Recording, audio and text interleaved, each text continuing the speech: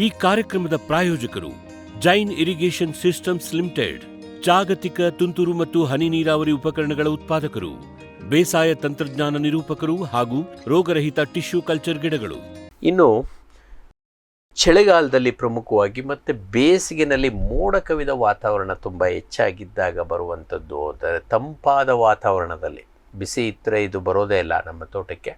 ಬಿಸಿಲು ಕಡಿಮೆ ಇದೆ, ಬಿಸಿ ಕಡಿಮೆ ಇದೆ, ತಂಪಾಗಿದೆ ತೋಟ ಅಂದರೆ ಅಲ್ಲಿ ಬರುವಂಥದ್ದು ನಮ್ಮ ಈ ಕರಿ ಆದಷ್ಟು ಎಳೆ ಮೊಗ್ಗುಗಳು, ಹೂಗಳು ಅಥವಾ ಎಳೆ ಕಾಯಿಗಳ ಮೇಲೆ, ಕುಡಿಗಳ ಮೇಲೆ ಭಾಳಷ್ಟು ದೊಡ್ಡ ಸಂಖ್ಯೆಯಲ್ಲಿ ಕೂತ್ಕೊಂಡಿರ್ತವೆ. ಸಾಧಾರಣವಾಗಿ ಇದರದ್ದು ಒಂದು ವೈಶಿಷ್ಟ್ಯತೆ ಏನಪ್ಪ ಅಂತಂದರೆ, ಒಂದು ಮರಿ ಹುಳ ತಾನು ಬೆಳೀತಾ ಇದ್ದಾಗೇ ಮರಿ ಇನ್ನೊಂದು ಮರಿ ಕೊಡುವಂಥ ನೇರವಾಗಿ ಜನ್ಮ ಕೊಡುವಂಥದ್ದು. ಬಹುತೇಕ ಸಂದರ್ಭಗಳಲ್ಲಿ ಬಹುತೇಕ ಕೀಟಗಳಲ್ಲಿ ನಾವು ಮೊಟ್ಟೆ ಇಡುವಂಥ ಒಂದು ಜೀವನ ಚಕ್ರವನ್ನು ನೋಡ್ತೀವಿ. ಆದರೆ ಈ ಏನುಗಳಲ್ಲಿ ನೇರವಾಗಿ ಮರಿಗೆ ಜನ್ಮ ಕೊಡುವಂಥ ಇದು ನಾವು ಮನುಷ್ಯರು ಅಥವಾ ಪ್ರಾಣಿಗಳು, ನಮ್ಮ ದೊಡ್ಡ ಪ್ರಾಣಿಗಳು, ಮ್ಯಾಮಲ್ಸ್, ಸಸ್ತನಿಗಳು ಏನಿದೆವೋ ಆ ರೀತಿ ಇದು ಕೂಡ ನೇರವಾಗಿ ಮರಿಗಳನ್ನು ಹಾಕೋದನ್ನು ನಾವು ನೋಡಲಿಕ್ಕೆ ಕಾಣಸಿಗುವಂಥ ಒಂದು ವೈಶಿಷ್ಟ್ಯತೆ ಇದರಲ್ಲಿದೆ. ಇವು ಹೆಚ್ಚಾಗಿ ಎಳೆ ಚಿಗುರು ಭಾಗದಲ್ಲೇ ಹೆಚ್ಚಾಗಿರುವಂಥದ್ದು. ಚಿಗುರು ಎಲೆಗಳಿರ್ಬೋದು, ಕುಡಿಗಳಿರ್ಬೋದು, ಅಥವಾ ಹೂಗಳಿರ್ಬೋದು, ಮೊಗ್ಗುಗಳಿರ್ಬೋದು, ಅಥವಾ ಕಾಯಿಗಳು ಅವುಗಳ ಮೇಲೆ ಕೂತ್ಕೊಂಡು ರಸ ಇರೋದರಿಂದ ಬೆಳವಣಿಗೆಯನ್ನು ಕುಂಠಿತಗೊಳಿಸ್ತವೆ. ಮತ್ತು ಇದು ಭಾಳ ಹಾನಿಯಾದಾಗ ಎಲೆಗಳು ಒಣಗೋಗ್ತವೆ ಅಥವಾ ಕಾಯಿ ಮೊಗ್ಗು ಒಣಗಿ ಉದುರು ಹೋಗ್ತವೆ. ಮತ್ತು ಇದ್ರ ಜೊತೆಗೆ ಕಪ್ಪು ಬೋಸ್ ಸಹ ಇದರಲ್ಲಿ ದೊಡ್ಡ ಪ್ರಮಾಣದಲ್ಲಿ ಬೆಳವಣಿಗೆ ಹೊಂದುತ್ತದೆ. ಇದು ಭಾಳಷ್ಟು ತೊಂದರೆ ಕೊಡುವಂಥ ಒಂದು ಕೀಟ.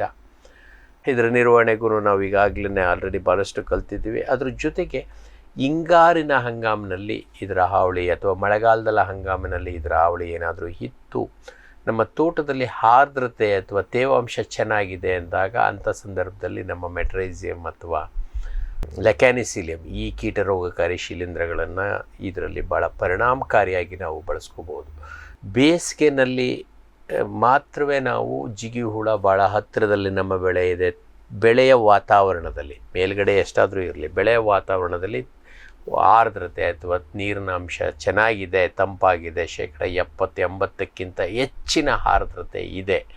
80ಕ್ಕಿಂತ ಹೆಚ್ಚಿನ ಆರ್ದ್ರತೆ ಇದೆ ಅಂದರೆ ವಾತಾವರಣದಲ್ಲಿ ಮಧ್ಯಾಹ್ನದಲ್ಲೂ ಹೋಗಿ ನೋಡಿದ್ರೆ 70 ಇರಬೇಕು. ಬೆಳಗ್ಗೆ ಹೊತ್ತು ಅದು 90ಕ್ಕೆ ರೀಚ್ ಆಗಿರುತ್ತೆ. ಮಧ್ಯಾಹ್ನ 70 ಇತ್ತು ಅಂದರೆ ಆ ಧೈರ್ಯದ ಮೇಲೆ ನಾವು ಜಿಗಿ ಹುಳಕ್ಕೂ ಸಹ ನಾವು ಬೇಸಿಗೆನಲ್ಲೂ ಕೂಡ ನಾವು ಲೆಕ್ಯಾನಿಸಿಲಿಯಂ ಅಥವಾ ಮೆಟ್ರೈಸಿಯಮನ್ನು ಭಾಳ ಪರಿಣಾಮಕಾರಿಯಾಗಿ ಬಳಸ್ಕೊಂಡು ನಿರ್ವಹಣೆ ಮಾಡಲಿಕ್ಕೆ ಸಾಧ್ಯ ಇದೆ.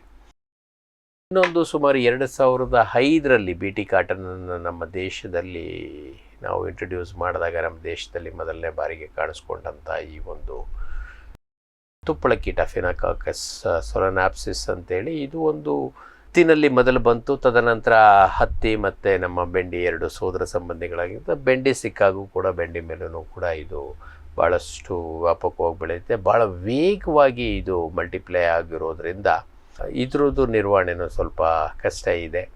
ಮತ್ತು ಇದರದ ಒಂದು ಮೊಟ್ಟೆ ಇಡುವ ತಾಕತ್ತು ಭಾಳ ದೊಡ್ಡದಿದೆ. ಇಲ್ಲಿ ಸುಮಾರು 25-38 ದಿನಗಳಲ್ಲಿ ಒಂದು ಜೀವನ ಚಕ್ರವನ್ನು ಇವು ಮುಗಿಸ್ಬಿಟ್ಟು ಭಾಳ ಬೇಗ ಸಂತಾನೋತ್ಪತ್ತಿಯನ್ನು ಮಾಡ್ಕೋತವೆ. ಮತ್ತು ಒಂದು ಹೆಣ್ಣು ಕೀಟ ಕನಿಷ್ಠ 300-700 ಮೊಟ್ಟೆಗಳನ್ನು ತನ್ನ ದೇಹದಲ್ಲಿ ಇಡ್ತದೆ. ಸಂಪೂರ್ಣವಾಗಿ ಅದರ ದೇಹದ ಕೆಳಗೆ ದೇಹವನ್ನೇ ಅದು ಮೊಟ್ಟೆ ಇಡುವ ಒಂದು ಮೊಟ್ಟೆಯ ಕವಚವಾಗಿ ಮಾಡ್ಕೊಂಡ್ಬಿಡುತ್ತೆ. ಆ ಕವಚದ ಕೆಳಗೆ ಕನಿಷ್ಠ 300-700 ಮೊಟ್ಟೆಗಳಿರ್ತವೆ. ಅಂದರೆ ಇವುಗಳ ಸಂಖ್ಯೆ, ಉತ್ಪಾದನೆ ಯಾವ ಮಟ್ಟದಲ್ಲಿ ಆಗ್ತದೆ ಅಂತೇಳಿ ನೀವು ಲೆಕ್ಕ ಮಾಡ್ಕೊಳ್ಳಿ. ಹಾಗಾಗಿ ಇದು ಒಂದು ಭಾಳ ವೇಗವಾಗಿ ಅಭಿವೃದ್ಧಿ ಆಗುವಂಥ ಕೀಟ ಆದದ್ರಿಂದ ಭಾಳ ಎಚ್ಚರಿಕೆಯಿಂದ ನಾವು ಇದನ್ನು ನಿರ್ವಹಣೆ ಮಾಡಲಿಕ್ಕೆ ಗಮನವಹಿಸಬೇಕಾಗ್ತದೆ. ಇವಿಷ್ಟು ಪ್ರಮುಖ ಕೀಟಗಳು ನಮ್ಮ ಇದರಲ್ಲಿ ರಸ ಇರುವಂಥ ಕೀಟಗಳಲ್ಲಿ ನಷ್ಟ ಮಾಡುವಂಥದ್ದು. ಇನ್ನು ಹೀಗಾಗಿ ಭಾಳ ಸಾಮಾನ್ಯವಾಗಿ ಕಾಣಿಸುವಂಥ ಅಷ್ಟು ದೊಡ್ಡ ಪ್ರಮಾಣದಲ್ಲಿ ನಷ್ಟ ಅಲ್ಲದಿದ್ರೂ ಆಗೊಮ್ಮೆ ಈಗೊಮ್ಮೆ ಕಾಣಿಸ್ಕೊಳ್ಳುವಂಥದ್ದು ಅಂದರೆ ನಮ್ಮ ಕೆಂಪು ತಿಗಣೆ, ಕೆಂಪು ಕಾಟನ್, ರೆಡ್ ಕಾಟನ್ ಬಗ್ ಅಂತಲೇ ನಾವು ಸಾಧಾರಣವಾಗಿ ಕರಿತೀವಿ. ಕೆಂಪು ಬಣ್ಣದ ದೇಹ ಇರುತ್ತೆ. ಮತ್ತು ಅದರದ್ದು ಅಂಡ ಕೆಳಭಾಗದ ದೇಹದ ಹೊಟ್ಟೆಯ ಭಾಗವನ್ನು ನೀವು ನೋಡಿದ್ರೆ ಅಥವಾ ದೇಹದ ಕತ್ತಿನ ಸುತ್ತವೂ ಕೂಡ ಅದಕ್ಕೆ ಬಿಳಿ ಬಣ್ಣದ ಒಂದು ಪಟ್ಟೆಗಳಿರ್ತವೆ, ಅಥವಾ ಹೊಟ್ಟೆಯ ಭಾಗದಲ್ಲಿ ನಿಮಗೆ ಈ ಬಿಳಿ ಪಟ್ಟೆಗಳು ನೋಡಲಿಕ್ಕೆ ಕಾಣಿಸ್ತವೆ. ಇದು ಈ ಕೆಂಪು ತಿಗಣೆಯ ಒಂದು ಭಾಳ ವಿಶಿಷ್ಟವಾದಂಥ ಒಂದು ಲಕ್ಷಣ. ಇದನ್ನು ನಾವು ಭಾಳ ಅವಾಗೊಮ್ಮೆ ಇವಾಗೊಮ್ಮೆ ತೊಂದರೆಯನ್ನು ನೀಡುತ್ತೆ. ದೊಡ್ಡ ಪ್ರಮಾಣದಲ್ಲಿ ಇತ್ತು ಅಂದ್ರೆ ಅಷ್ಟೇ ನಾವು ಅದನ್ನು ಮಾಡಬೇಕು. ಇದರಲ್ಲೂ 2-3 ಬಗೆಯ ಏನು ಪ್ರಭೇದಗಳಿದ್ದಾವೆ. ಅವುಗಳನ್ನು ನಾವು ಭಾಳ ವಿಶೇಷವಾಗಿ ಗಮನಿಸ್ಕೊಳ್ತಾ ಹೋಗಬೇಕು. ಇದ್ರ ಜೊತೆಗೆ ಇನ್ನೊಂದು ಸಣ್ಣದು ಕೀಟ ಕೂಡ ಬರುತ್ತೆ ನಮಗೆ, ಸೀಡ್ ಕಾಟನ್ ಬಗ್ ಅಂತ ಹೇಳ್ತೀವಿ, ಆಕ್ಸಿಕಾರ್ನಸ್ ಸೈಲಾನಿಪಿನಸ್. ಇದು ಸಾಧಾರಣವಾಗಿ ನಮ್ಮ ಹತ್ತಿನಲ್ಲಿ ಭಾಳ ದೊಡ್ಡ ಇದು ಮಾಡೋದು. ಇಲ್ಲಿ ಬೀಜೋತ್ಪಾದನೆಯನ್ನು ಮಾಡ್ತಾಯಿದ್ರೆ ನಮ್ಮ ಬೆಂಡಿನಲ್ಲಿ, ಅಂಥವ್ರಿಗೆ ಭಾಳ ತೊಂದರೆಯನ್ನು ನೀಡುವಂಥದ್ದು. ನಾವು ತರಕಾರಿಯಾಗಿ ಬೆಂಡೆ ಬೆಳೆದಾಗ ಈ ಕೀಟದ ಬಗ್ಗೆ ನಾವು ಚಿಂತೆ ಮಾಡೋದು ಅವಶ್ಯಕತೆ ಇಲ್ಲ.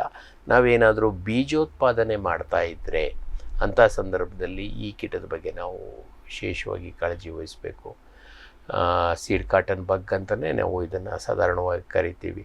ಇದರಿಂದ ಏನಾಗ್ತದೆ, ನಮ್ಮ ಬೀಜದ ಗುಣಮಟ್ಟ ಕಡಿಮೆ ಆಗ್ತದೆ. ಒಳಗಿರುವಂಥ ಆಹಾರವನ್ನೆಲ್ಲ ಅದು ಇದು ಮಾಡೋದ್ರಿಂದ ಬೀಜದ ಮೊಳಕೆ ಒಡೆಯುವಂಥ ಪ್ರಮಾಣ ಕಡಿಮೆ ಆಗ್ತದೆ. ನಮ್ಮ ಸೀಡ್ ಲಾಟು ರಿಜೆಕ್ಟ್ ಆಗ್ಬೋದು, ಗುಣಮಟ್ಟ ಇಲ್ಲದೆ ಆ ಉತ್ಪಾದಿಸಿದಂಥ ಸೀಡ್ ಲಾಟು ವೇಸ್ಟ್ ಆಗಿಬಿಡುತ್ತೆ. ಹಾಗಾಗಿ ನಾವು ವಿಶೇಷವಾಗಿ ಇದ್ರ ಬಗ್ಗೆ ಕಾಳಜಿ ವಹಿಸಬೇಕಾಗ್ತದೆ.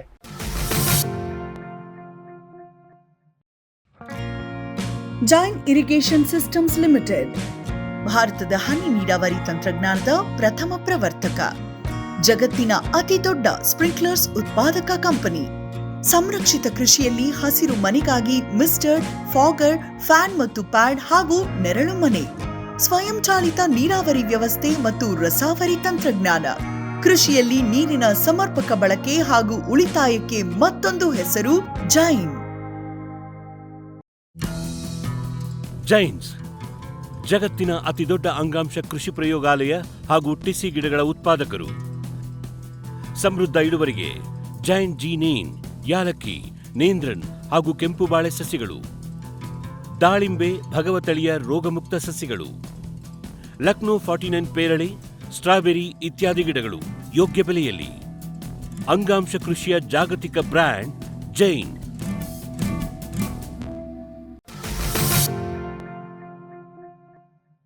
ಇನ್ನು ಬೇಸಿಗೆ ಹಂಗಾಮಿನಲ್ಲಿ ಅಥವಾ ಮಳೆಗಾಲದಲ್ಲಿಯೂ ಸಹ ಒಣಹವೆ ಉಂಟಾದ ಸಂದರ್ಭದಲ್ಲಿ ಬರುವಂಥ ಇನ್ನೊಂದು ಪ್ರಮುಖ ಕೀಟ, ಬಹುಭಕ್ಷಕ ಕೀಟ ಅಲ್ಲ, ನುಷಿ, ಅಂದರೆ ನಮ್ಮ ಕೆಂಪು ನುಷಿ, ರೆಡ್ ಸ್ಪೈಡರ್ ಮೈಟ್. ಇದಂತೂ ಭಾಳ ಹಾರಿಬಲ್. ಇದು ಬಂತು ಅಂತಂದರೆ ಗೊತ್ತಾಗೋದಕ್ಕೆ ಮೊದಲೇ ನಾವು ಭಾಳಷ್ಟು ನಷ್ಟವನ್ನು ಅನುಭವಿಸ್ಬಿಟ್ಟಿರ್ತೀವಿ. ಹಾಗಾಗಿ ಏಕೆ ಅಂತಂದರೆ ಇದು ಗಾಳಿನಲ್ಲೇ ಹರಡ್ಕೊಂಡ್ಬಿಡುತ್ತೆ. ಇದಕ್ಕೆ ರೆಕ್ಕೆ ಇಲ್ಲ ಅಂತಂದ್ರೂ ಕೂಡ ಒಂದೆಲ್ಲೋ ಒಂದು ಗಿಡದಲ್ಲಿ ಇದು ಬೆಳವಣಿಗೆ ಆಯಿತು ಅಂತಂದರೆ ಇಡೀ ಹೊಲ ಎಲ್ಲ ಸ್ಪ್ರೆಡ್ ಆಗುವಂಥ ಸಾಮರ್ಥ್ಯ ಈ ಒಂದು ಕೆಂಪು ನುಷಿಗಿರೋದ್ರಿಂದ ಭಾಳ ವಿಶೇಷವಾಗಿ ಇದನ್ನು ಮಾಡಬೇಕು. ಇದರ ನಿರ್ವಹಣೆಗೂ ಕೂಡ ಈ ರಸ ಇರುವ ಕೀಟಗಳಿಗೆ ನಾನು ಈಗಾಗಲೇ ಶಿಫಾರಸು ಮಾಡದ ರೀತಿ ಆರಂಭದಿಂದಲೇ ಬೀಜದಿಂದಲೇ ಮತ್ತು ನಾಟಿ ಮಾಡಿ ಬೀಜ ಹಾಕುವ ಸಂದರ್ಭದಿಂದಲೇ ನಾವು ತಯಾರಿಯನ್ನು ನಡೆಸ್ಕೊಂಡಿರಬೇಕು. ಇವುಗಳನ್ನು ಬೇರೆ ನಮ್ಮ ರಸ ಇರೋ ಕೀಟಗಳಿಗೆ ಭಾಳಷ್ಟು ನಮ್ಮ ಜೈವಿಕ ಕೀಟನಾಶಕಗಳು ಇವೆಲ್ಲ ಸಹಾಯ ಮಾಡಿದ್ರೆ, ಆದರೆ ಕೆಂಪು ನುಷಿಗೆ ನಮಗೆ ಸದ್ಯಕ್ಕೆ ಅಂಥ ಪರಿಣಾಮಕಾರಿಯಾದಂಥ ಜೈವಿಕ ಕ್ರಮಗಳು ಇನ್ನೂ ಇಲ್ಲ. ನಿಸರ್ಗದಲ್ಲಿ ಅದನ್ನು ತಿನ್ನುವಂಥ ಅದರದೇ ಆದ ಪರಭಕ್ಷಕ ನುಷಿಗಳಿದ್ದಾವೆ. ಆದರೆ ಅವುಗಳನ್ನು ನಾವು ದೊಡ್ಡ ಪ್ರಮಾಣದಲ್ಲಿ ಉಳಿಸ್ಕೊಂಡ್ರೆ, ರಾಸಾಯನಿಕಗಳನ್ನು ಬಳಸದೆ ಇತ್ತು ಅಂದರೆ ಅವು ಅಭಿವೃದ್ಧಿಯಾಗಿ ಇದನ್ನು ಮುನ್ನೆಲೆಗೆ ಬರದ ರೀತಿ ನಿರ್ವಹಣೆ ಮಾಡ್ಕೋತವೆ. ಹಾಗಾಗಿ ಭಾಳಷ್ಟು ಸಂದರ್ಭಗಳಲ್ಲಿ ನಾವು ಚಿಂತೆ ಇಲ್ಲ. ಆದ್ರೂ ಕೆಲವೊಂದಷ್ಟು ಸಂದರ್ಭದಲ್ಲಿ ವಾತಾವರಣ ಅವುಗಳಿಗೆ ಪೂರಕವಾಗಿದ್ದಂಥ ಸಂದರ್ಭದಲ್ಲಿ ಭಾಳಷ್ಟು ಬೇಗ ಇವು ಅಭಿವೃದ್ಧಿ ಹೊಂದೋದ್ರಿಂದ ಅನಿವಾರ್ಯವಾಗಿ ನಾವು ರಾಸಾಯನಿಕ ನುಷಿನಾಶಕಗಳನ್ನು ಬಳಸ್ಕೋಬೋದು. ಅದರಲ್ಲೂ ಪ್ರಮುಖವಾಗಿ ನಮ್ಮ ಡೈಫೆನ್ಥೋರಾನ್ ಅತ್ಯಂತ ಕಡಿಮೆ ವೆಚ್ಚದ ಒಂದು ನುಷಿನಾಶಕ, ಅತ್ಯಂತ ಪರಿಣಾಮಕಾರಿಯಾದಂಥ ಇದು ಅಂತಂದರೆ ನಮ್ಮ ಹಬ್ಯಾಸಿನ್ನು. ಇವುಗಳನ್ನು ನಾವು ಬಳಸ್ಕೋಬೋದು. ಅದ್ರ ಜೊತೆ ನಮ್ಮ ಸ್ಪೈರೋಮೆಸಿನ್ ಇರ್ಬೋದು, ಅಥವಾ ಇನ್ಯಾವುದೇ ಒಂದು ರಾಸಾಯನಿಕ ನುಷಿನಾಶಕಗಳನ್ನು ಬಳಸ್ಬೋದು. ದುರಾದೃಷ್ಟ ಸಲ್ಫರನ್ನು ನಾವು ಈ ಬೆಂಡಿಯಲ್ಲಿ ಬಳಸೋದಕ್ಕೆ ಅವಕಾಶ ಇಲ್ಲ. ಏಕೆಂದರೆ ಈ ಒಂದು ಇದು ಬರುವಂಥದ್ದು ಬಿಸಿಲು ಒಣಹವೆ ಇರುವಂಥ ಸಂದರ್ಭದಲ್ಲಿ, ಆ ಸಂದರ್ಭದಲ್ಲಿ ನಾವು ಸಲ್ಫರನ್ನು ಬಳಸಿದ್ರೆ ನಮ್ಮ ಬೆಳೆಗೆ ಸುಟ್ಟಂತೆ ಆಗುವಂಥ ಸಾಧ್ಯತೆಗಳು ಜಾಸ್ತಿ ಇರುತ್ತೆ. ನುಷಿಗಿಂತ ಹೆಚ್ಚಿನ ನಷ್ಟವನ್ನು ನಮ್ಮ ಸಲ್ಫರೇ ಮಾಡುತ್ತೆ. ಅದೇನಿದ್ರೂ ಚಳಿಗಾಲದಲ್ಲಿ ಮೋಡ ಇರುವಂಥ ವಾತಾವರಣದಲ್ಲಿ ಬಳಸುವಂಥದ್ದು. ಈಗ ಉದಾಹರಣೆ, ಈಗ ಮಳೆ ಮೋಡ ಇದೆ, ಈ ಟೈಮ್ನಲ್ಲಿ ಬೇಕಾದರೆ ಬಳಸ್ಕೊಂಡ್ರೆ ಏನೂ ತೊಂದರೆ ಆಗೋದಿಲ್ಲ, ಯಾಕೆಂದರೆ ಅಷ್ಟು ತೊಂದರೆ ಆಗೋದಿಲ್ಲ. ಆದರೆ ಈ ಒಂದು ಪರಿಸ್ಥಿತಿ ಎಲ್ಲ ಸಂದರ್ಭದಲ್ಲೂ ನಮಗೆ ಸಿಗೋದಿಲ್ಲ. ಅದೊಂದು ಕಾರಣದಿಂದ ನುಷಿಗೆ ನಾವು ಅನಿವಾರ್ಯವಾಗಿದ್ದ. ಮತ್ತು ಇತ್ತೀಚಿನ ದಿನಗಳಲ್ಲಿ ನಮಗೆ ಗೊತ್ತಾಗಿರುವಂಥದ್ದೇನು ವಿಜ್ಞಾನ ಸಂಶೋಧನೆಗಳಿಂದ ಏನು ಅಂದರೆ, ಈ ಬಹುತೇಕ ಕೆಂಪು ನುಷಿಗಳು, ಕೆಂಪು ಜೇಡರ ನುಷಿ ಅಂತ ಏನು ಕರಿತೀವಿ, ಇದಕ್ಕೆ ರಾಸಾಯನಿಕಗಳಿಗೆ ನಿರೋಧಕತೆಯನ್ನು ಬೆಳೆಸ್ಕೊಂಡಿದ್ದಾವೆ. ಆ ಕಾರಣಕ್ಕೋಸ್ಕರ ಯಾವುದೇ ಒಂದು ರಾಸಾಯನಿಕ ನುಷಿನಾಶಕವನ್ನು ಬಳಸಿದ್ರೆ ಅದನ್ನು 2ನೇ ಬಾರಿಗೆ ಸತತವಾಗಿ ಬಳಸಬೇಡಿ. ಅದನ್ನು ಬಳಸಬೇಕು ಅಂದರೆ ಕನಿಷ್ಠ ನೀವು 2 ತಿಂಗಳು, ಕನಿಷ್ಠ 45 ದಿನಗಳ ನಂತರವಷ್ಟೇ ಅದನ್ನು ಮತ್ತೆ ರಿಪೀಟ್ ಮಾಡಬೇಕು. ಬೇರೆ ಬೇರೆ ವಿಧಗಳು ಇದ್ದಾವೆ, ರಾಸಾಯನಿಕಗಳು ಇದ್ದಾವೆ, ವರ್ಗಗಳಿದ್ದಾವೆ. ಅವುಗಳನ್ನು ನಾವು ಇದು ಮಾಡ್ಕೋತಾ ಹೋಗಬೇಕು. ಈ ರೀತಿ ಮಾಡೋದ್ರಿಂದ ಭಾಳ ಪರಿಣಾಮಕಾರಿಯಾಗಿ ಈ ಒಂದು ನುಷಿಯನ್ನು ಸಹ ನಾವು ನಿರ್ವಹಣೆ ಮಾಡಲಿಕ್ಕೆ ಅವಕಾಶ ಇದೆ. ಇನ್ನು 2 ಕೀಟಗಳ ಬಗ್ಗೆ ನಾವು ವಿಶೇಷವಾಗಿ ಎಚ್ಚರಿಕೆಯನ್ನು ವಹಿಸಬೇಕು. ಒಂದು ಶೂಟ್ ವಿವಿಲ್. ಈಗಾಗಲೇ ನಮ್ಮ ಹತ್ತಿನಲ್ಲಿ ಇದು ಭಾಳಷ್ಟು ದೊಡ್ಡ ಪ್ರಮಾಣದಲ್ಲಿ ನಷ್ಟವನ್ನು ಉಂಟು ಮಾಡ್ತದೆ. ಆರಂಭದಲ್ಲಿ ಇದೊಂದು ತೃಣಕೀಟವಾಗಿತ್ತು, ಆದರೆ ಇತ್ತೀಚಿನ ದಿನಗಳಲ್ಲಿ ಅದು ಭಾಳ ಮುನ್ನೆಲೆಗೆ ಬರ್ತಾ ಇದೆ. ಹತ್ತಿನಲ್ಲಿ ಇದರ ನಿರ್ವಹಣೆಗೆ ನಾವು ಬೆಂಡಿಯನ್ನು ಒಂದು ಆಕರ್ಷಕ ಬೆಳೆಯಾಗಿ ಬೆಳೆಸ್ತಾ ಇದ್ದೀವಿ. ಆ ಕಾರಣಕ್ಕೋಸ್ಕರ ನಮ್ಮ ಬೆಂಡಿನಲ್ಲೂ ಕೂಡ ಇದರ ಹಾವಳಿ ಇದೆ. ವಿಶೇಷವಾಗಿ ಇದಿತ್ತು ಅಂತಂದರೆ ಭಾಳ ಕೇರ್ಫುಲ್ಲಾಗಿ ನಾವು ಗಮನಿಸಬೇಕು. ಕಾಂಡಗಳ ಮೇಲೆ ಅಲ್ಲಲ್ಲಿ ಗಂಟುಗಳು ಕಾಣಿಸ್ಕೊತವೆ ಮತ್ತು ಇದ್ದಕ್ಕಿದ್ದಂಗೆ ಒಣಗೋಗ್ತದೆ.